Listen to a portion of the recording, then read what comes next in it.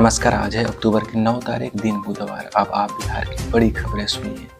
पंकज पहले से सुनिए बिहार की प्रादेशिक समाचार। पहले मुख्य समाचार। बिहार समेत पूरे देश में देखा गया साल का आखिरी चंद्र ग्रहण। बिहार में विधायकों और विधान पार्षदों की हुई वेतन वृद्धि।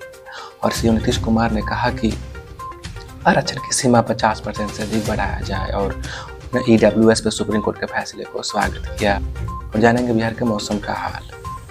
अब समाचार विस्तार से। बिहार राज्य सरकार ने विधायकों और विधान पार्षदों के वेतन और भत्तों में बढ़ोतरी करने का निर्णय लिया है। मंगलवार को राज्य मंत्रिपरिषद ने बिहार विधान मंडल सदस्यों को वेतन भत्ता पेंशन नियमावली में संशोधन के लिए मंजूरी प्रदान कर दी है। अब विधायकों MLC के वेतन भत्ते में बढ़ोतरी हो जाएगी। इसके पहले विधायकों और विधान पार्षदों को मुफ्त में 30,000 यूनिट बिजली खपत करने का लाभ दिया गया है। सरकार ने कहा है कि विधान मंडल के सदस्यों के वेतन भत्ता में संशोधन से संसदीय दायित्व एवं उनकी उपयोगी कार्यों के निर्वहन में सुगमता होगी। राज्य मंत्रिपरिषद ने बिहार मद्य निषेध उत्पादन अधिनियम के तहत विशेष न्यायालय के लिए अपर जिला एवं सत्र न्यायाधीश के 8 पदों की सृजन की स्वीकृति दे दी है। इसके अलावा औद्योगिक क्षेत्र के लिए 465 करोड़ रुपये और 86 लाख रुपये की प्रशासनिक स्वीकृति तथा 232 करोड़ 93 लाख रुपये बिहार आकस्मिकता निधि से अग्रिम की स्वीकृति दे दी है। योजना और विकास विभाग में कनीय क्षेत्रीय अन्वेषक के पूर्व से स्वीकृत 235 पदों को 235 प्रखंडों में एक पद सृजित करते हुए शेष 299 प्रखंडों के लिए एक पद यानी कुल 299 अतिरिक्त पदों की सृजन की मंजूरी देती है। ब्रजकिशोर नारायण सिंह राजकीय पॉलिटेक्निक गोपालगंज एवं सीतामढ़ी पॉलिटेक्निक संस्थान के लिए 14 अतिरिक्त टेक्निकल पदों के लिए सृजन की स्वीकृति दे दी गई है। सचिवालय एवं निदेशालय में पदस्थापित पदाधिकारियों को घरेलू सहायता भत्ता भुगतान की स्वीकृति दे दी गई है। बिहार खेल विश्वविद्यालय राजगीर के प्रशासनिक कार्यों के लिए कुल 31 पदों की सृजन की स्वीकृति दे दी गई है।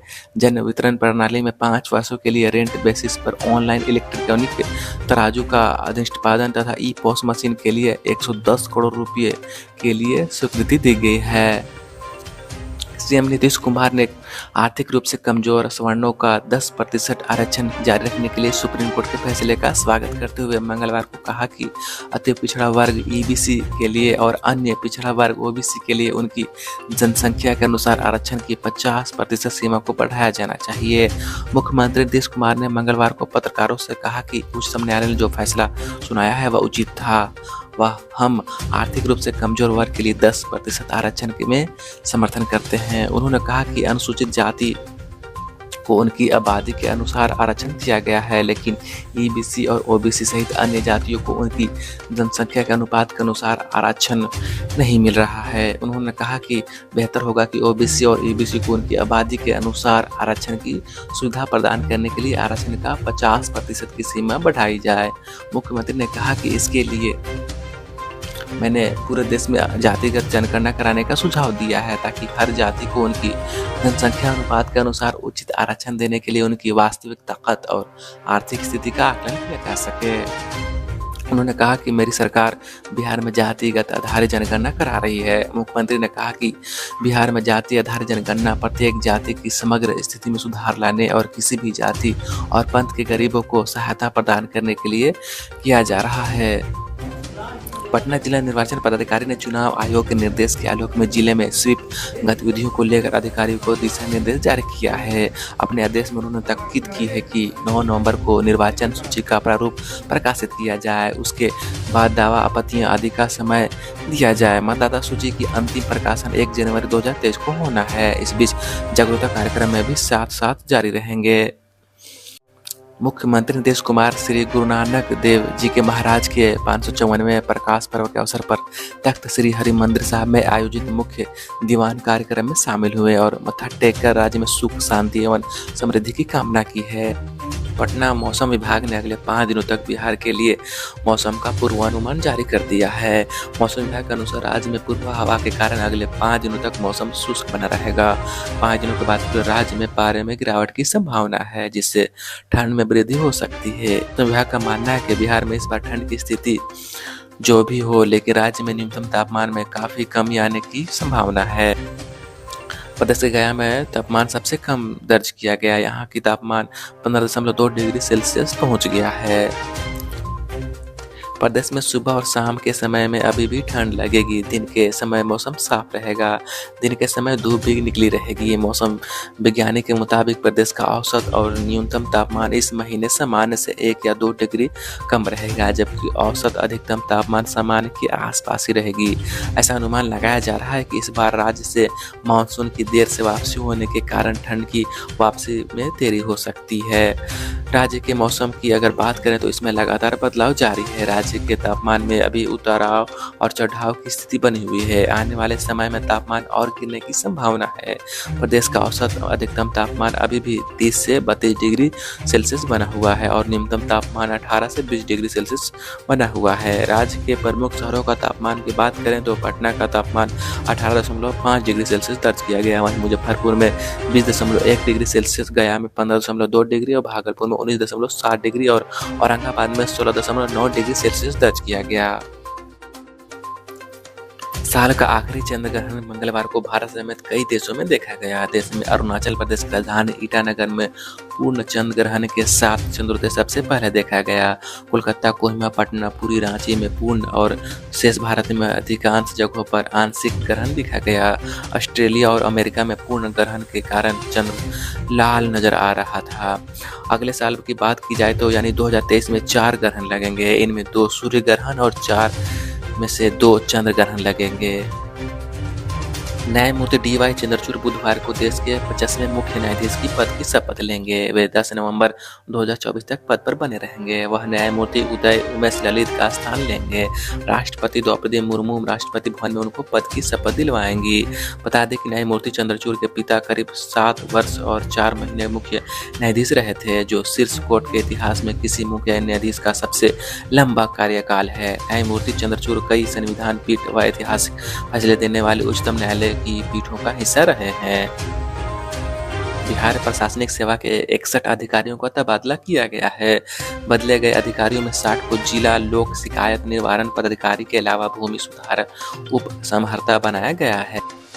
बिहार बोर्ड ने 2023 की 10वीं की परीक्षा के लिए 6 नवंबर 2022 को डमी एडमिट कार्ड जारी कर दिया है। सभी छात्र अपना डमी एडमिट कार्ड खुद डाउनलोड कर सकते हैं। डमी एडमिट कार्ड में यदि कोई गलती पाया जाता है तो उसे ठीक करवा सकते हैं। डमी एडमिट कार्ड में सुधार की अंतिम तिथि 18 नवंबर 2022 रखी गई है। बिहार में इंटर तक अविवाहित बेटियों की संख्या साल भर में 25% बढ़ी है। एक साल में 1 लाख से अधिक बेटियों बाल विवाह को नकार कर उच्च शिक्षा से जुड़ी हैं। वर्ष 2021 में 4,12,469 अविवाहित बेटियां इंटर में थीं। वर्ष 2022 में यह आंकड़ा 5,20,950 पहुंच गया है। यह अभिभावकों के जागरूक होने का परिणाम है। इस सुखद नतीजे का एक अहम पहलू यह भी है कि छात्राएं कम उम्र में भी शादी न करने और आगे बढ़ने के लिए सजग होती जा रही हैं। कन्या उत्थान योजना का लाभ देने के लिए बोर्ड की ओर से जारी सूचना में यह तस्वीरें सामने आई हैं। बाल विवाह पर अंकुश लगाकर उच्च शिक्षा की ओर कदम बढ़ाने से लेकर के जिले में सूबे में बेटियां लगातार आगे बढ़ रही हैं। 2021 से लेकर के 2022 तक में इंटर परीक्षा में उत्तीर्ण सभी कोटियों की अविवाहित बेटियों की बोर्ड की ओर से जारी संख्या सुखद बदलाव का संकेत दे रही है। माध्यमिक शिक्षा निदेशालय मनोज कुमार ने मुजफ्फरपुर समेत पूरे अलग अलग जिलों में इंटर परीक्षा उत्तीर्ण सभी कोटियों की अविवाहित बेटियों के लिए कन्या उत्थान की राशि देने के लिए बोर्ड को सूचना जारी किया है। नीतीश कुमार की पार्टी जेडीयू ने दिल्ली नगर निगम चुनाव में प्रत्याशी उतारने का फैसला लिया है। पार्टी आलाकमान के निर्देश पर दिल्ली जेडीयू इकाई ने इसकी पूरी तैयारी कर ली है। पार्टी दिल्ली अध्यक्ष दयानंद राय ने मंगलवार को 9 सीटों पर उम्मीदवारों की सूची भी जारी कर दी है। दिल्ली नगर निगम यानी एमसीडी चुनाव की प्रक्रिया शुरू हो चुकी है। दिल्ली नगर निगम यानी एमसीडी चुनाव की प्रक्रिया शुरू हो चुकी है। दिल्ली में नगर निगम के 250 वार्डों में 4 दिसंबर को मतदान होगा। इसी क्रम में जेडीयू ने दिल्ली के बिहारी बहुल इलाकों में अपने उम्मीदवार उतारने का फैसला लिया है। इनमें से 9 वार्डों के लिए मंगलवार को उम्मीदवारों के नाम का भी ऐलान कर दिया गया। बिहार में हाई स्पीड रेल कॉरिडोर सर्वे का काम पूरा कर लिया गया है। 350 किलोमीटर की गति से दौड़ने वाले ट्रेन का ट्रैक पूरी तरह से एलिवेटेड होगा। राज्य के 3 शहरों में बक्सर, पटना और गया में रेलवे स्टेशन बनाए जाएंगे। पटना में स्टेशन बनाने के लिए बिहटा और एम्स के पास 3 जगह प्रस्तावित हैं। केंद्रीय टीम ने सर्वेक्षण के बाद सूबे के अधिकारियों के साथ DPR पर मंथन किया है। अब एलिवेटेड रेलवे ट्रैक के लिए भूमि अधिग्रहण की तैयारी शुरू कर दी गई है। पटना में रेलवे स्टेशन जल्द इसकी तैयारी की जाएगी। हाई स्पीड ट्रेन संचालन करने का उद्देश्य प्रमुख राज्यों की राजधानियों और धार्मिक स्थल को जोड़ना है, इसलिए उसी के अनुसार रूट तैयार किया जा रहा है। हाई स्पीड ट्रेन 350 किलोमीटर प्रति घंटे की रफ्तार से चलेगी। कम समय में अधिक दूरी तय करने के उद्देश्य से जापानी तकनीक पर आधारित रेलवे ट्रैक का निर्माण किया जाना है। अधिकारियों का कहना है कि रेलवे की ओर से जैसे ही भूमि अधिग्रहण के लिए प्रस्ताव दिया जाएगा, इसके लिए दिशा में काम किया जाना शुरू हो जाएगा। नई दिल्ली से लखनऊ होते हुए वाराणसी के लिए पहला रूट होगा। फिर वाराणसी से होते हुए पटना, बक्सर, गया, आसनसोल, धनबाद, दुर्गापुर और हावड़ा तक दूसरी रोड की लाइन होगी। भूमि अधिग्रहण का प्रस्ताव रेलवे की ओर से हाई स्पीड ट्रेन की रूट की डिजाइन करने के बाद तय किया जाएगा। शेखपुरा के बरबीघा में मंगलवार के दिन जिले के बरबीघा प्रखंड अंतर्गत जयरामपुर थाना क्षेत्र के 81 बीघा गांव स्थित उस पंचायत भवन में पटना से पहुंची निगरानी विभाग DSP पवन कुमार के नेतृत्व में एक टीम ने भूमि सर्वे कार्य में लगे एक सरकारी कानूनगो और एक अमीन को 70,000 रुपये की राशि एक किसान से घूस लेते रंगे हाथ गिरफ्तार कर ली है। बंदोबस्त विभाग द्वारा पंचायत सरकार भवन में भूमि सर्वे कार्य के सर्वे कैंप में दोनों रंगों हाथ गिरफ्तार के बाद तुरंत निगरानी टीम अपने साथ लेकर पटना पहुंच गई। निगरानी टीम में 2 अन्य DSP समीर चंद्र झा और सुजीत सागर शामिल थे। सूत्रों ने बताया कि निगरानी विभाग में इसको लेकर एक किसान डॉक्टर अंजनी कुमार नामक किसान द्वारा शिकायत दर्ज कराई गई थी। उसी शिकायत के आलोक में घेराबंदी करते हुए पंचायत भवन में छापेमारी की गई। इस छापेमारी में कानूनगो संजीत कुमार और अमीन सोनी कुमार को घूस लेते गिरफ्तार पकड़ा गया और इस बाबत जयरामपुर थाना क्षेत्र के अध्यक्ष सह पुलिस अवर निरीक्षक मनोज कुमार झा ने बताया कि निगरानी टीम द्वारा छापेमारी की सूचना उन्हें अन्य सूत्रों से मिली है। उन्होंने कहा कि निगरानी टीम द्वारा दोनों की गिरफ्तारी के बाद उन्हें लेकर पटना चले जाने की सूचना मिली है। इस छापेमारी का स्थानीय पुलिस थाना पुलिस को कोई भनक नहीं मिली। अभी तक इस मामले को लेकर निगरानी विभाग ने शिकायत दर्ज करने वाले किसी के बारे में जानकारी नहीं दी है। मुख्यमंत्री नीतीश कुमार ने मंगलवार को देश के वरिष्ठ नेता लाल कृष्ण आडवाणी के जन्मदिन पर उन्हें बधाई एवं शुभकामनाएं दी हैं। नीतीश कुमार ने अपने शुभकामना संदेश में लाल कृष्ण आडवाणी के स्वस्थ एवं दीर्घ आयु जीवन की कामना की है। CBI ने जम्मू कश्मीर में पुलिस उप निरीक्षक भर्ती घोटाले के सिलसिले में मंगलवार को जम्मू, पठानकोट, रेवाड़ी और करनाल में 7 स्थानों पर तलाशी ली है। घोटाले के सरगना यतीन यादव और CRPF कांस्टेबल सुरेंद्र सिंह सहित अन्य के परिसरों में तलाशी ली है। CBI ने जम्मू कश्मीर प्रशासन से एक अनुरोध प्राप्त करने के बाद 3 अगस्त को मामले की जाँच की जिम्मेदारी संभाली।